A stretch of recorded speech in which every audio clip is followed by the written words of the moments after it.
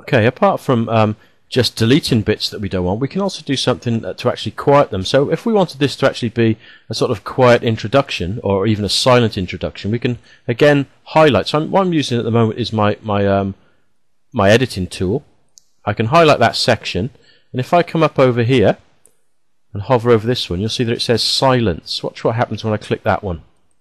Okay, it's replaced by a tiny thin line, which is basically silence. If I hit that and play now, the sun did not shine, it was... I don't hear anything. Do that again. The sun did not shine, it was too wet. Until it gets to my waveform. Now you can see along the top here there's graduations, which tells me how many seconds have passed. So we can always go into places and decide. So here there's an area of quiet. If I didn't want that, I could cut that out, and so on. So that's the easiest way of beginning to edit. You'll notice at the moment this is just one timeline. If I decided that I got something wrong, so say I wanted to record something new, so I can come up here, I'll hit record again, I'll record something else. Perhaps this is where I got it wrong, so I'm going to say it again. Okay, so you'll see now I've got a separate timeline underneath in this position. What I can do if I want to, I could take that one and I could put it into my other one. So I could grab perhaps this much of it, and I can go to my edit and I can cut it, and I can come up here and I could paste it in, and that would add that piece of speech into the first one. Perhaps this is where I got it wrong, so I'm going to say it again. Okay, now I could get rid of this one now because I don't need it, but you'll notice that this one now, this section of it is way louder than the first bit. So what I could do with that now is I can go and I can do something which actually, although it's called Amplify, Amplify can work one way or the other. If I pull my little handle here to the right, the Amplify will make that part of my sound louder, but if I pull it to the left, let's try moving it 4 decibels and see what that looks like. 4.2 will do. Okay, you can see that that shrinks the volume level down on this piece. Maybe I'll do it a little bit more again.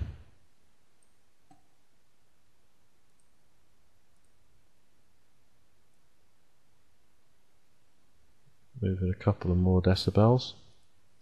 And now my speech is looking at much similar volume. Perhaps this is where I got it wrong, so I'm going to say it again.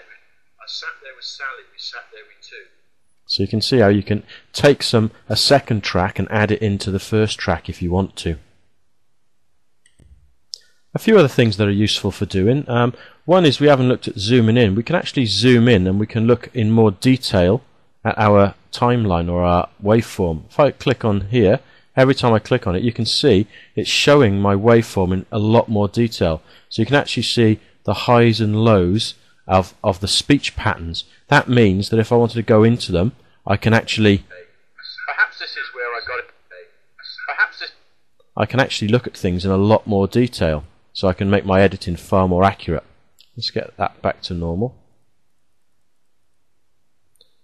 Okay, so I can zoom in on my timeline. I can obviously move my timeline along this way to find certain areas that I want to edit, alter, delete, maybe whatever. There's something... Okay, something else that might be useful to do is to actually be able to add some silence in. So say for instance this position here, I might decide that I want to make that area a bit longer. So what I could do is I could click right in the middle there, and I could go to generate, click on silence, and say, well, I don't know how long I want it for, but we'll say in seconds. Maybe I want to have 60 seconds. No, 60 seconds. I might want 3 seconds or something like that. So let's go that and make that 3. So I can add in 3 seconds. Okay, and you can see now it's placed in here, that area of silence. Funny. I know some good games we could play. So that's another option of something we can do to extend and to tidy things up. Something else you can do is you can bring in some music, like an MP3 track, and you can put that over the top of your music. So, or rather, you can have that as background music.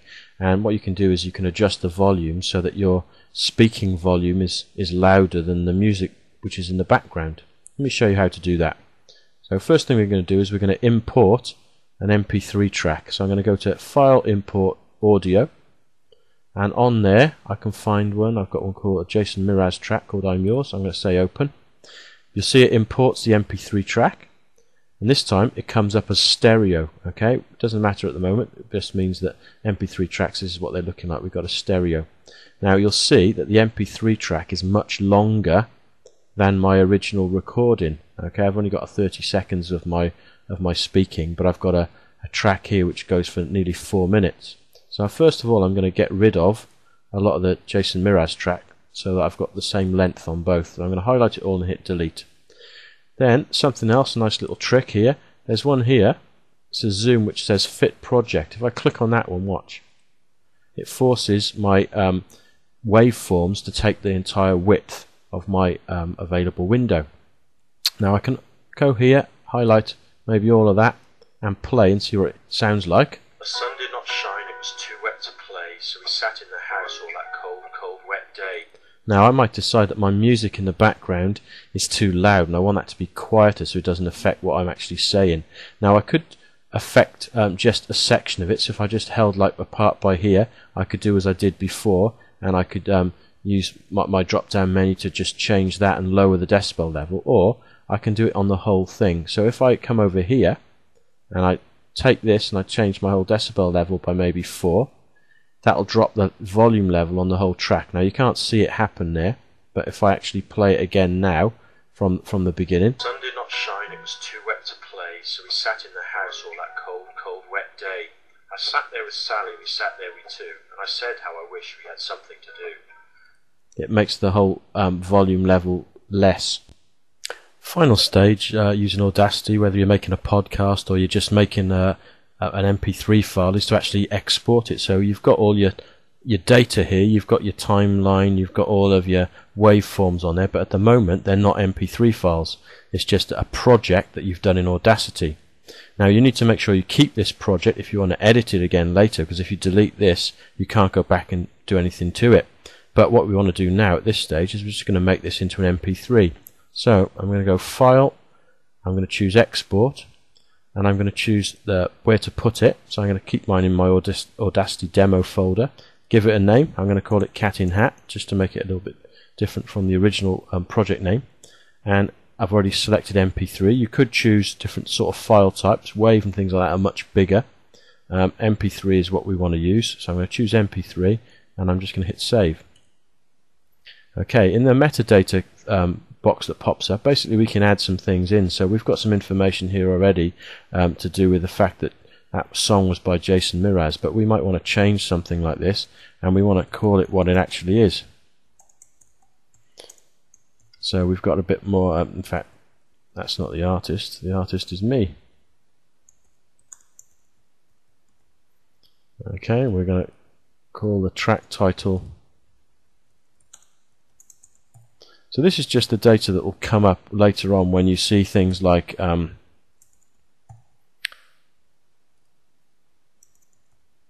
going to put the same thing in all of them. This is the data that would come up if you put the MP3 into iTunes or something like that. So when you click on and find out information about it, this is what it will come up and tell you. So you can write or not write in these boxes, it's entirely up to you. I'm going to hit OK. Okay, it's telling me it's going to put it all down to 2 channels, that's fine. Say OK again. And it goes through and it exports that file. So now, if I get rid of I'll minimize Audacity out of the way. There's my Audacity demo, and in there I've got the file I've just created. So it's an MP3 file. It's about 5 megabytes in size, and if I click that, that'll play with Media Player or play with iTunes. The sun did not shine, it was too wet to play. And there's my finished track coming up. Cold, cold, wet day. I sat there with Sally, we sat there we two, and I said how I wish we had something to do. Too wet to go out, too cold. And basically, that's how you use Audacity, and that's how you make a podcast up.